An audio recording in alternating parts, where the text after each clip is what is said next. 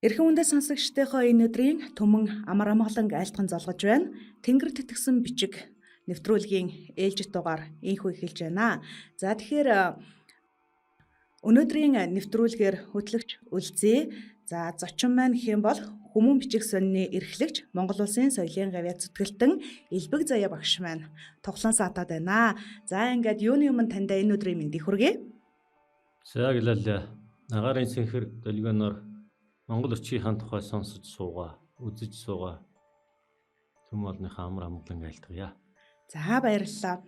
За тэгэхээр Тэнгэр тэтгсэн бичиг нэвтрүүлэг маань өнөөдөр ийхүү 2 дахь дугаараа сонсогч үзэгч түмэндээ өргөн барьж байна.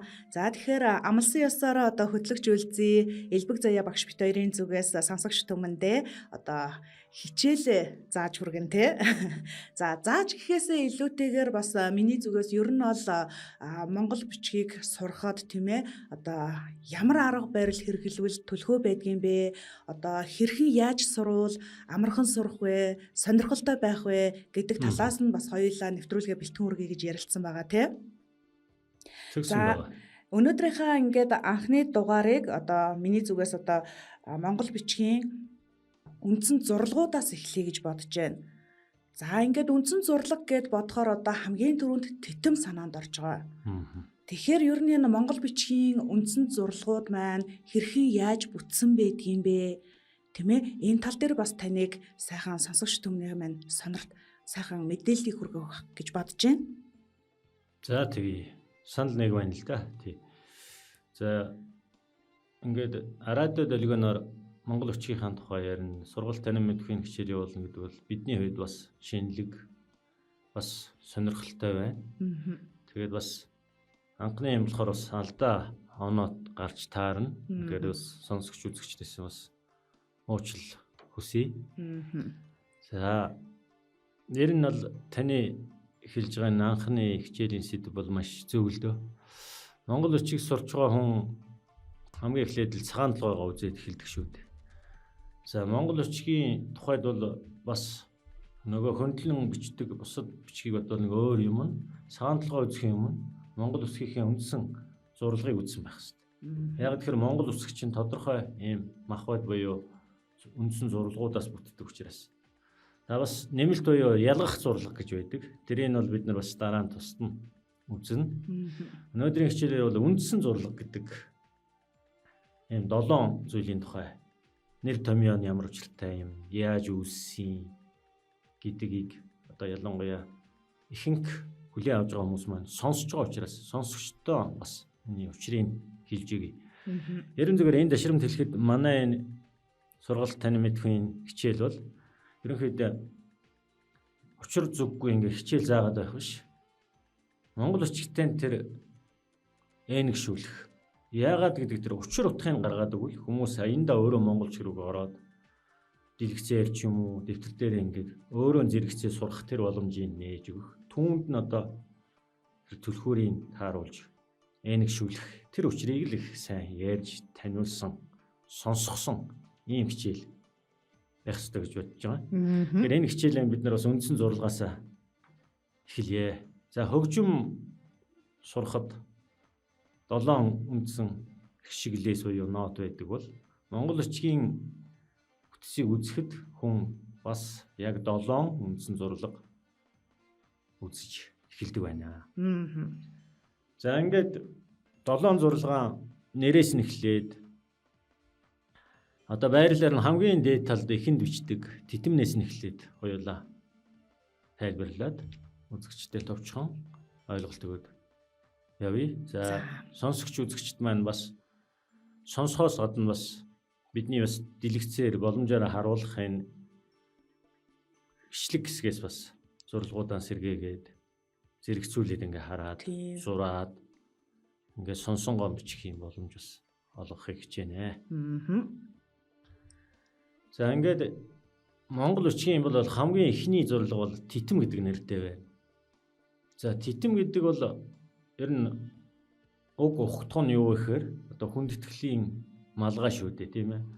Одоо хүндэтгэлийн тэргүүнд байх ёстой тийм ээ. Одоо Монгол хүнээр юм бол одоо хамгийн дээд тэргүүн дээрийн залдаг хүндэтгэлийн өмсгөл зүүсгэл малгайг бол титэм гэдэг.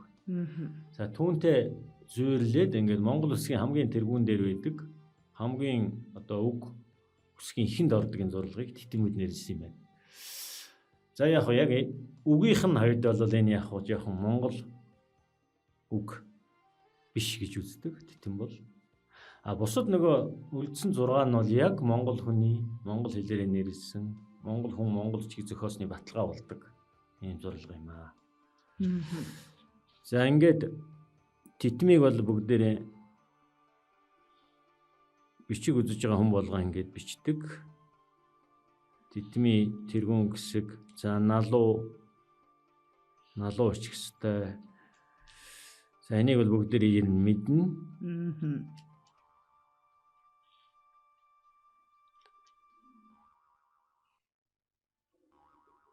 За ингээд дүрсээр нь сонсогч үзэгчд маань бас давхар хараад ингээд бичих сургууль хийх боломжтой юм аа. Тийм. За титмийн дараа бид нар үндсэн зурлагын 2 дахь нь буюу шүд гэдэг махбодыг үзье. За шүд гэдэг чинь бол жинхэнэ монгол хэлний унган үгээр нэрлсэн юм зурлага байна. Ер нь шүд бол хүний одоо хүм мал амтны одоо хоол боловсруулах хэрэгтэй тийм үү? Тийм. Одоо тасдах жижлах ч юм уу үүрэгтэй ийм эрхтний шүдгэн штэ. За шүд бас яг зүгээр сонирхуулаад хэлэхэд хэл шинжилэлд бол зүгээр шүд бас өгүүлэхийн эрхтэн гэж явдаг. Тий.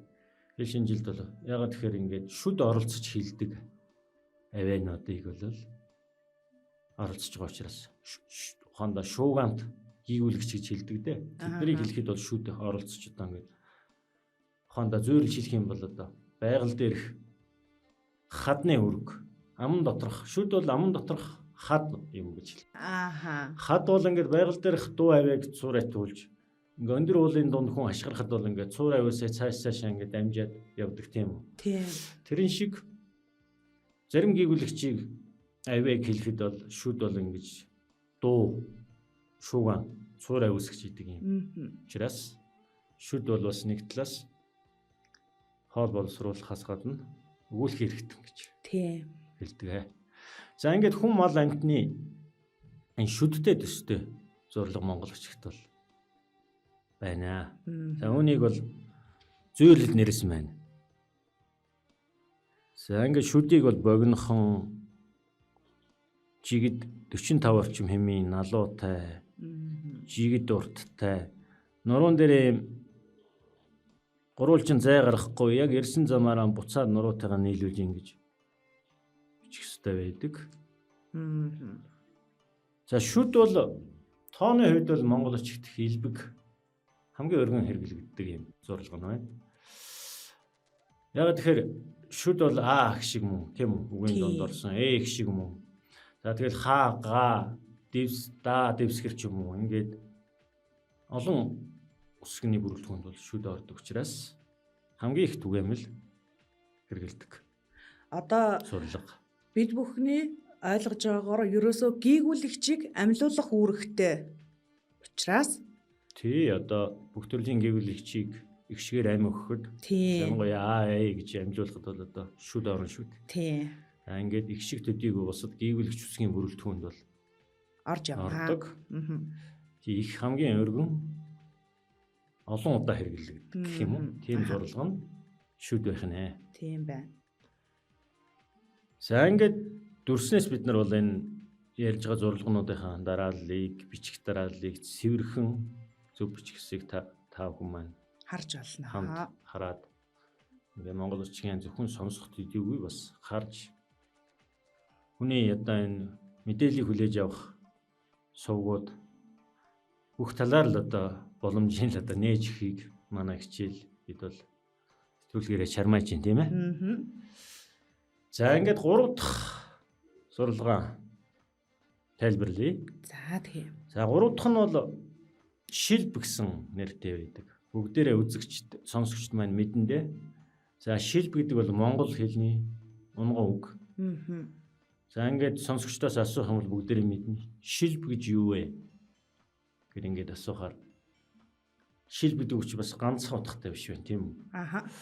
За хамгийн түрүүнд л одоо Монгол хувийн чинь нэг дээл ховцсон санаанд ороод Тэгээ товч шилбэний шилб шилб гэж байна. хэлэх байх. За үнэхээр товч шилбэний шилб мөн.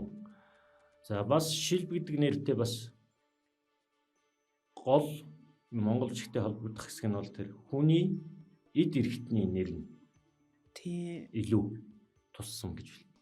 Өөрөөр хэлбэл хүний өвдөгний үе, мал амьтны ч юм уу, тавхайны үе хоорондох хэсгийг бол хөдийн хэсгийг бол юу хөө? Шилб гин. Шилб. Тулгуур эрхтний нэг хэсэг. Тий. Одоо энэ урд харцангуй урд юм яс байна шүү дээ. За энэтэй зүйрлээд ингээд шүдийг одоо л шилб бол арай урд бичигддэг, 2 дахин урд бичигддэг юм зорилго байна. За тэгээ нөгөө Монгол шүд шилбгээд ингээд 2 дахь 3 дахь зорилго маань яг монгол хэлний унгамгаар нэрлсэн хүн мал амьтанд байдаг юм төстэй шинжээр нь ингээд нэрлээд эхэллээ тийм үү? Тийм байна. За тийм. За тэгэхээр энэ бол шилб гэдэг бол монгол очигт бас нэлээд бас хэдэн үсгийн бүрэлдэхүүнд орно. Жишээлбэл одоо их шиг үсгийн тухайд л ихэд одоо А, Э гэчихэд 3 дахь их шиг нь И гэдэг шүү дээ. За И их шигийн одоо гол үндсэн бүрдүүлэгч нь бол шилб байна. За цаашлбал одоо гийгэлч үсгийн бүрэлдэхүүнд ус орж болно. Жа, Я, Да, Та гэдэг юм уу. Ингээд шилбээр бүтдэг зурлагтай. Их шиг болон гийгэлч үсгүүд монголчууд маань байдаг. За ингээд давхар бас бичлэгээс та бүхэн маань бас шилбийг зөв цэвэрлэж ёсыг бас мэдж яваарай. За шилбийг бол яг нурууныхаа шугам дээрээс 45 орчим хэмжээний налуутай бичнэ. Гэхдээ уртаараа л ялгаатай. Шүднээс 2 дахин урт бичнэ.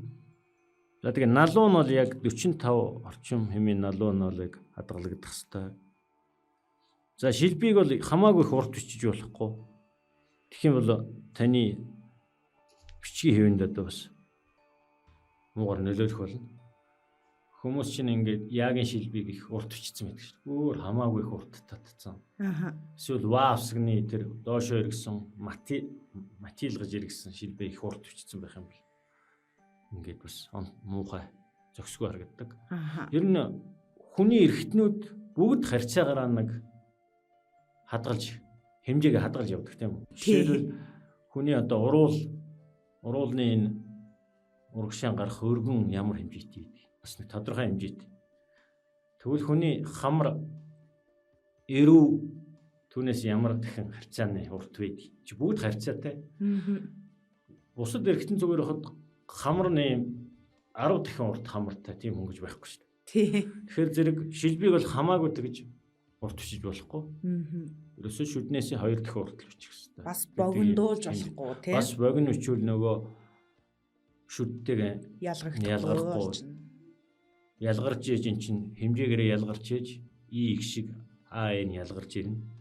Тийм учраас энэ хэмжээг бас сайн хэлээд байгааг анхаараарай. Ер нь л богино бичээрэй.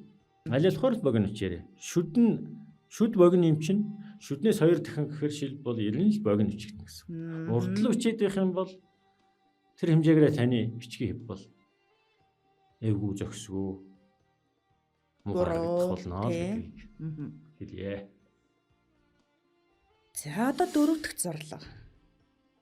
За ингээд 4 дахь үндсэн зурлагынхаа 4 дахь хэсэг рүү орж байна. За энэ бол бас монгол хэлээрээ нэрлсэн монгол хүний ой тойнд их ойрхон ийм мах бод байна. За гидс гэж байна. Гидс. За гидс гэд хэлэхээр энийг монгол хүн бол бүгдээр мэднэ. Хүн бол амьтны одоо хэвлийн хэсэг тийм үү? Одоо эдэж тижээлийн хоримтлуулсан. Одоо малын гидс бол ингээд хэвлийн хэсэг бол доошоогоо энэ сүлхэн дөө, унжуу дөө ийм хэлбэртэй байдаг. Яг түүнлэг байдал монгол очгийн энэ нар зөв иргсэн энэ дугуйрсын дүрсийг бол гидсгэд нэрлсэн байна. Таны хэлсэн чи одоо яг нүдэнд бууж гин. Одоо жишээлбэл одоо хонор төсөөллөө гэж бодоход нуруунаас одоо гидс маань доошоогоо унжиж орж ирэх нэ. өнжиж одоо нөгөө Сүлхийж сүлхийж дэлхийн одоо татах хүчний дагуу тэр чинь бас ингэж яг ийм тогоо хөмөрцөн юм шиг ийм ихц бөмбөр байхгүй шүү дээ. Тий. Тэгэхээр яг түүнлэг байдал Монгол бичгийн энэ гидс гэдэг бол доошоо ийм 45 амийн сайхан ийм налуутай гонцгой дүү хэлбэртэй, зөөвн дугуй хэлбэртэй байж жинхэнэ амьд гар хүчмлийн гидс болно. За яг хоо дармал тэг дээр бол арай өөр ийм ихцдүү өөрөнхий дүү хэлбэртэй байж болно. Яг амьд сайхан гар хүчмлийн гидс бол ийм зөөвн гонцгой дүү өндөр дүү гэх юм уу. Ааха. Ийм бэжиж таны бичгийн хэв бол их сайхан болох нэ. За бид нар цаашдаа цагаан толгойн өсгүүдийг тайлбарлах үед бас энэ зурлагыг ямар зурлагаас бүтснийг бас ярих боломж олдох болно. За энд зүгээр товчхон хэлэхэд бол ер нь уруул оролцож хэлэгддэг хишиг болон эвлэгч явыг монгол өчигт бол гидс зурлагаар бэлэгдэж тэмдэглэсэн байна. Ерөөсөө гидс орсон тэр үсэг бол монгол өчгийн хишиг гэж бай, эвлэгч гэж бай. Уруул оролцож хэлнэ гэдгийг хэл бэлгэж байгаа. Жишээлбэл өө гэдэг ч юм. Ийм дөрвөн их шиг гидс юу уруулын их шиг байдаг тийм ээ. А гийгүүлэгч юм бол ба гэдэг үсгийг хэлэхээр чи хоёр уруул нийлээд салаад байгаа ч тийм ба. Эсвэл паач гэдэг юм. За гэх мэтэр ингээд ерөөсөл гидсний энэ зурлагын гол үүрэг бол уруул оролцож хэлэгддэг гэдэг энэ хэл шинжиллийн өөрөөр хэлбэл тэр авианыхаа бүтэх аргын хувьд бол уруул оролцсон шүү.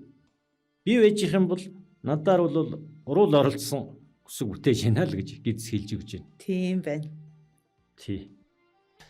За тэгэхээр бас зөв цэвэрхэн бичих яс бол бас чухал байдаг. Нөгөө монгол өчиг сурж байгаа хүн чинь ерөнхийдөө бас энэ зурлаганд зөв бичих, сайхан бичих онцсон төлхөр байгаа шүү дээ. Тийм ч бас монгол өчиг сурж байгаа хүн ерөөсөө зурлагаа л зөв дарааллаар, зөв налуутай, зөв өргөнтэй ингээд зөв дугуйж бичих юм бол та гидс оролцож бүтдэг бүх үсгийг цэвэр сайхан бичих үндэс нь байж гэнэ гэсэн үг. Өөрөөр хэлбэл бүрэлдүүлдэг махбод нь мэдээд авчиж байгаа юм чинь дараа нь өсгөө үзэхтэй бол гидс ороод доор нь шил бороод сүүл орчиж байгаа маа гэхэр чинь хүн чэжээр юм бичиж чадна шүү дээ. Гидс гэдэг чинь тийм байдаг, тийм налуутай байдаг, ийм 100% дугуй байдаг гэдэг ингэ мэдэх учраас. За тийм учраас ер нь гидс бол цэвэрхэн сайхан бичих ёстой гол хоёр зурлагын нэг мөн. Гидсийг бол би бол одоо бас хичээл орох үедээ бас хүмүүст сурж байгаа хүмүүст бас хэлдэг л дээ. Ер нь маш олон удаа бичээрэй. 10,000 удаа бичвэл таны гидс бол сайхан болоод эхэлнэ. Дотроо ингээд төсөөлөө за би гидсээ ингээд нар зөөвн эргүүлээд ингээд бичиж гин шүү ингээд бодоод дотроо оюун санаандаа бас төсөөлж ингэж нар зөв эргүүлж сайхан гидсийг жигд налуутай гонцгой дүү 100 дүү бичиж яах гэдэг ингээд төсөөлж бяцлах юм бол таны бичгийн хэв анхнаасаа бас тийм нөгөө бодцсон учраас зөв болох. Хэдэн мянган удаа бичлэлтгүй бас хэдэн 100 удаа бичсний дараа бэлдсэн гоо цаг хэмнээд таны бичгийн хэв бол гидстэй үсгэх нэг сайхан болох юм уу? Ийм боломжтой л гэж зүгээр бодол хийлж яхад санагддаг л да. За юм байна. Ингээд бид нар 3 дахь монгол үсгийн тий 4 дахь зурлагаа ярилцлаа. Гидс бол цэвэрхэн сайхан бичвэл сайхан зурлага. Уруулын үсгийг тэмдэглэнэ л гэж. За ингээд та бүхэн маань бас давхар энэ дүрс бичлэгнээс гидсний нуруун дээр нуруугаан татаад доош нь нар зөв эргүүлээ 100 дугуйгаан гаргаад гонцгой дүү гаргаад хихэлсэн хэсэгтээ нийлүүлж дахид нуруугаан татаж зураад төгсөж байгаа энэ хэлбэрийг бас сайн ажиглаж анхнаас нь сайхан цэвэрхэн бичиж зураарай гэж хэлэх байна. За дараа нь бид нар 5 дахь зурлаг буюу ном гэдэг зурлагын тухай ярив. За ном гэдэг бол бас монгол хэлний унган үг байна. За монголчууд чинь зэр зэвсэг агсаж морин дил дээр дэлхийн талыг морин дил дээрээс хурааж мориноос сон буугаад төр засгаанд өхнөөж улс гэрээ инхчингийн орон болгож исэн юм сайхан бүгд эцэстээ хардам. Тэгэхээр ном гэдэг бол монгол хүний одоо нэг зэр зэвсэгний гол зүйл байна. Ном сум гэдгийг ном штэ. Тий. Ер нь амьдрал дээр зөвхөн ном гэхээр юу гэв? Ер нь ийм хагас номорсон, дугуйрсан зүйлийг л одоо ном гэж байгаа шүү дээ. Жишээ нь ардын аман зохиолд бол одоо Тэнгэрийн ном нар сарыг ч юм ингэж онцголсон байх жишээ. Тэнгэрийн ном гэхээр нөгөө дугуйрсан хэсгээр нь сарыг хэлж байгаа юм байна. Эсвэл нарыг хэлж байгаа юм байна. Нэг онцгондоо хүртэл тэг ном гэдээ оруулсан байх жишээ. Тэгвэл хүний хөлний тавхааны дотортлын хэсэг бас юм дугуйрсан юм хэсэгтэй байдаг. Тэрийг бас хөлний ном гэж хэлдэг юм байна. Тэгээд хүний хөлний тэр хэсэг бас яхан дугуйрсан юм байх хэвээр. Манай охид бүсгүйчүүд, залуу эмэгтэйчүүд ингээд хөндөр өсгийтэй, шорон өсгийтэй хотол их удаан өмсөй явах юм бол нөгөө ном нь ингээд доошоо ингээд хавтайгаад номгүй хөлтэй болох юм. Эрсдэлтэй гэж юм л да. Тэгэхээр чин хамаагүй өндөр өсгийтэй хотол өмсөр хөлний ном хүртэл алдагдаад ингээд хэлбэр юм болох жишээтэй. За ингээд ямар ч гэсэн монгол ойлголтыг тэмдэглэсэн үгээр нэрлсэн зурлаг байна. Ном гэдэг бол үсгийн хувьд бол за хэд хэдэн үсгэнд орно. За жишээлбэл их шиг үсгэнд бол бид сайн мэдэн дээ. И их шигийг үгийн адагт орсон хэлбэрээр бичгтэй. Нумаар бичдэг. Тийм. За бас сайжлах юм бол га гэдэг үсэг байна. Ир им үгний га үсэг байна. За тэгээд энэ ба үсгэнд бас ном орно. Па үсгэнд орно, ка үсгэнд орно, па үсгэнд орно гэх мэт. Номон зурлах үсгүүд нэлээд олон байна. Тий. За ингээд номыг бол агас дугуй ингээд богино шилбэ татаад буцааж нар зөв дугуйруулж эргүүлээд нуруутайгаа нийлүүлэхээр ингээд ном гэдэг юм зурлаг болдог. За номыг бол бас их сайхан цэвэрхэн бичвэл таны бичгийн хэвд бас их нөлөөтэй зорилго. Номыг их том тайлбар бичиж болохгүй. Ерөнхийдөө жижигвтер бичих хэрэгтэй. Хоёр ном нэг дор орох юм бол эхний номын зориуд юм жижигхэн бичээд дараагийн номын зайг нийлүүлж үндсэн хэмжээгээр нь бичнэ. Хоёр номыг адилхан том бичдэггүй. Эхний номын жижиг бичнэ. Хоёр дахь номын үндсэн хэмжээгээр бичнэ. Гэт ийм бас цэвэр сайхан бичгийн юм ёснууд бас байгаа. Тий. За ийм байна. За одоо ингээд дараагийн зурглаа үзье. Одоо бол бид 4 дахь 6 дахь 5 дахь зурлага нь ном байсан бол за одоо 6 дахь нь сүүл гэдэг махбодын тухай ярив. Сүүл. За сүүл гэдэг нь бас л монгол үг байна. Монгол хэлний унган үг байна. Урт гიშгтэй л үг байна, тийм ээ. Сүүл гэж юу хэлэх вөхөр за хамгийн сэр нуруутай амтны нурууны ясны одоо зүрийн төгсгөл хэсгийг бол сүүл тийм ээ. Тий. За яг энэтэй төстэй зорилго учраас монголчууд бол сүүл махбод гэж бий болгожээ. За тэгэхээр мал амтны сүүл бол ингээд сайхан явжгаад дээшээ эргээд үзүүр хэсэг рүүгээ сайхан ингээд нарийсад төгсдөг штэ. Одоо хулган зурмны сүүл ч юм уу, хэрэмнийх ч юм уу. За монгол хэлээр имж гэж хэлдэг тийм ээ. Тий. Австралид байдаг тэр өсөр дэвхэрч явдаг тэр амтны сүүл чинь яг сайхан үзүүрлүүгээ сайхан торгон нарийн үзүүр гараад төгсдөг шүү дээ. Яг монгол очгийн тэр сүүл бол түүнлэг байдал. Үзүүр нь дээшээ нар буруу жоохон эргэмэгц нарийнхан бол төгсөх ёстой. Тэгэд монгол очиг эхэлж сурж байгаа хүнд бол тэр үзүүрийн их нарийн торгон гаргах хэцүү байдаг л да. Ягаад тэгэхээр нөгөө нэг даралт үзэгнийхээ даралтыг тэр үзүүрлүүн ингээ эргүүлмэгц даралтаа бууруулаад тэгээ сул орхиод төгсөх. Тэр мэдрэмж суухад нэлээд бас дадлах хэрэгтэй байдаг байхгүй. Тэгэхээр зэрэг сүүлийг бол зөв сайхан бичгийн тулд бас нөгөө түрүүний хэлсэн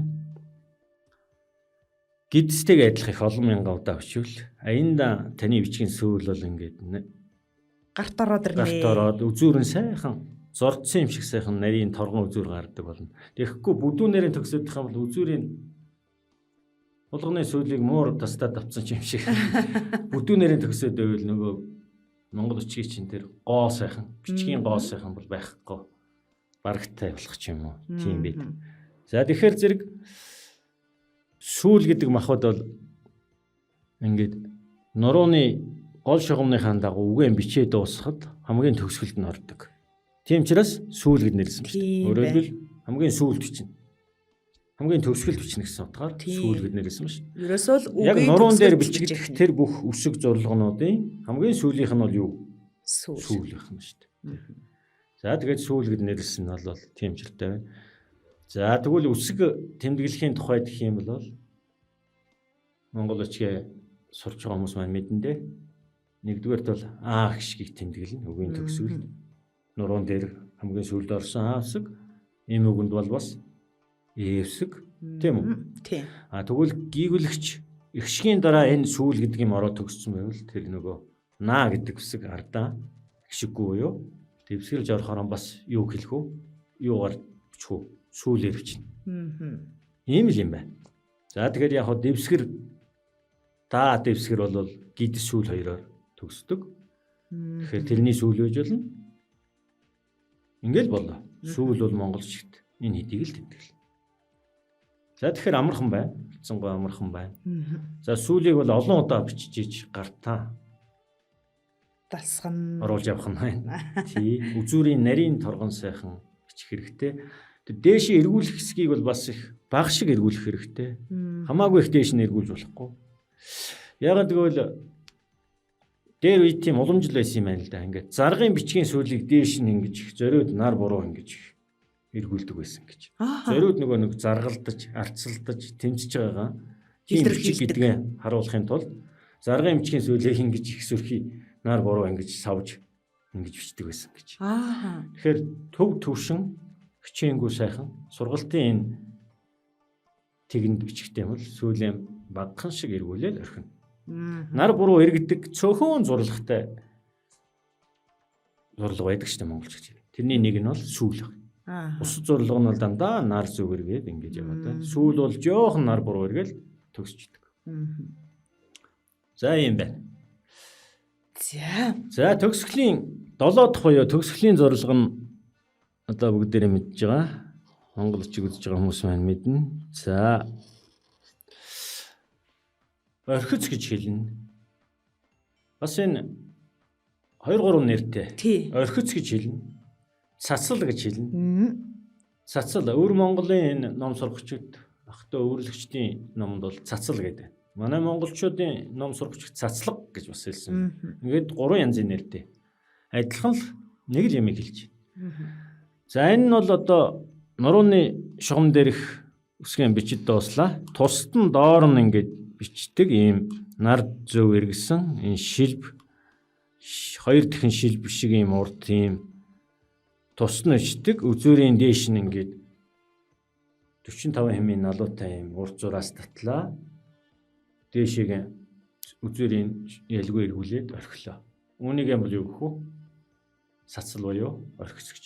Үзүүрийн сул орхидог учраас орхиц гэсэн байна. Цацал өргөж байгаа шиг ингэж дээш нь цацаж ингэж төгсгдөг учраас цацлаг буюу цацал гэж нэрлсэн байна. За энэ бол бас их сайхан бичих ёстой. Цэвэрхэн сайхан бичвэл таны бичгийн хэвэнд их нөлөөтэй. Гэхдээ сүүлийг бичгийг бодвол цацлыг бичих нь бол арай амархан санагддаг. За үсгийн хувьд бол мэдээж ямар авиа тэмдэглэсэн гэхээр цацлага бол АЭ үсэг үгийн төгсгөлд орсон АЭ үсгийг тэмдэглэнэ. Чин АЭ үсэг чинь 2 янз шүү дээ. Нурууныхаа шугам дээр яг өргөжлүүлээд төгсөх юм бол сүүлээр төгснө. Тусад нь ингээд бичигддэг. Өмнөх үсгээс нь тусад нь бичдэг нэг АЭ байна. Тэр нь бол юугаар илэрхүү? Энэ цацлага зургаар илэрх нь байна. Жишээлбэл ах гэдэг үгэн дээр байдаг штэ тийм ээ. Тэгэлгүй яг одоо ахаа гэж бичдэг. Тэгэх юм бол ха үгийн хадагт орсон хаа өсгөр төгсдөг ш таах гэдэг үг Тийм. чинь. Тэгэхээр зэрэг тэн дээр бол хаа нэм дэвсгэр маягтай орлоо. Ааг нь бол Агийн тусад нь өчтдөг. зар. Орхицоор өчтдөг. Тий. За ингээд А гişгийг бас номтой өсгөний дараа залгуулаад бичдэг. Жишээ нь юу ч гэдгийг одоо ав, аба гэдэг үг, ан авын ав гэдэг үг бичгийн тулд а, ба, а урагшаага Тийм. байдаг. Ингээд нийлүүлж бичиж болно. Их төлөв тусад нь бичиж болдог. Ийм л зурлаг байна. За. За 45 хэмээн налуутай сайхан бичнэ. Үзүүрийн бол ингээд сул сайхан орхиод төгсгөнө. За ингээд манай өнөөдрийн энэ Монгол бичгийн үндсэн зурлаг гэдэг энэ Анхны хичээл маань ингээд өндөрлж байна. Нэр томьёоноос эхлээд энэ Монгол хүн зохиосон Монгол бичгийг гэдгийг нь бол баталж өгч идэг. Ягаад тэгэхээр энэ титэмнээс бусд нь бол бүгдээрээ Монгол хэлний унгуу үгээр нэрэлсэн.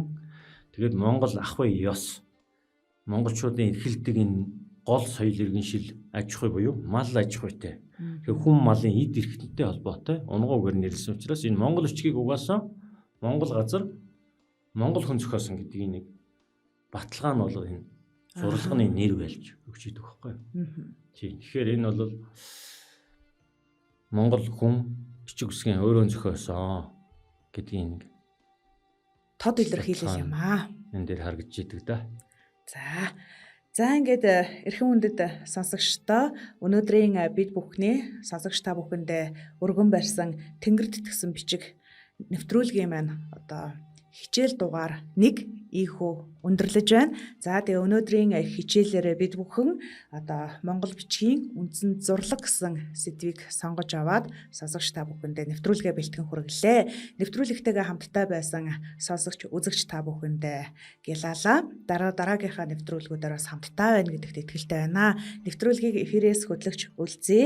За мөн зочин хойморт маань Хүмүүн бичиг сонины эрхлэгч Монгол улсын соёлын гавьяат зүтгэлтэн Элбэг Заяа багш маань тоглон саатлаа. За тэгээ багштай бас талархснаа илэрхийлье. Дараагийн дугаараараа тавтай сайхан уулзъя. За баярлалаа. За ингээд эрхэм хүндэт сонсогчдоо дараагийн дугаараараа уулзъя. Баяртай.